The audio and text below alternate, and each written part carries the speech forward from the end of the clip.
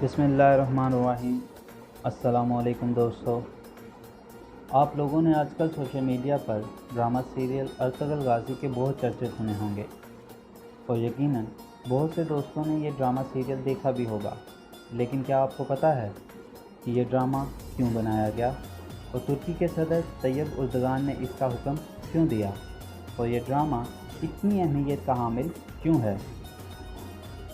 तो चलिए बात करते हैं ड्रामा सीरियल अर्तुगरुल गाज़ी के चंद हक़ाइक़ के ऊपर। ड्रामा सीरियल सल्तनत उस्मानिया के बानी अर्तुगरुल गाज़ी की ज़िंदगी के ऊपर मबनी है। सल्तनत उस्मानिया का क़याम अनातोलिया में 1300 ईस्वी में हुआ और यह सल्तनत तकरीबन 600 साल तक कायम रही। जंग अज़ीम अव्वल के बाद 1922 में सल्तनत उस्मानिया ज़वाल पज़ीर हुई।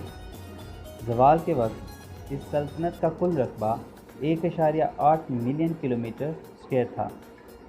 जंग अज़ीम के बाद ट्रीटी ऑफ लॉसेन की वजह से सल्तनत उस्मानिया का शराज़ा बिखर गया और पूरी सल्तनत मुख्तलिफ़ इलाक़ों में तकसीम हो गई।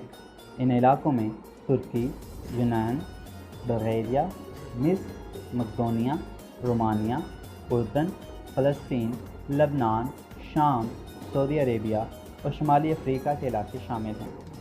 इस ट्रीटी के मुताबिक सल्तनत उस्मानिया के ये इलाके आइंदा 100 साल तक इत्तेहाद नहीं कर सकते थे। 2023 में यह ट्रीटी ख़त्म हो रही है, जिसके चलते 2023 के बाद सल्तनत के वो इलाके दोबारा इत्तेहाद कर सकते हैं। इस ड्रामे का असल मकसद लोगों में ये शऊर पैदा करना है कि जब तक मुसलमान इकट्ठे थे तो कामयाब थे।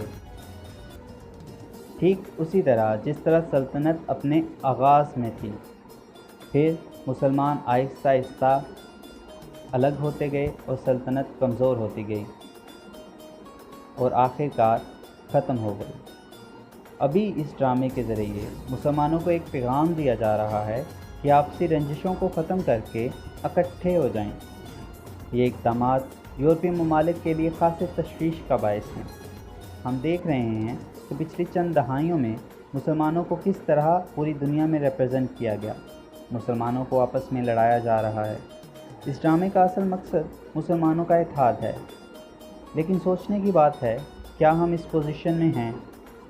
दुनिया ने 2 अजीम जंगें देखी हैं जिनकी असल बुनियाद इलाक़ाई तक़सीम थी। मुसलमान इलाक़ाई तक़सीम से आज़ाद हैं।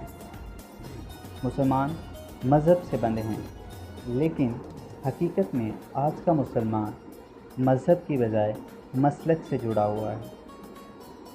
मुसलमान मसलक की वजह से आपस में लड़ रहे हैं, एक दूसरे का गला काट रहे हैं।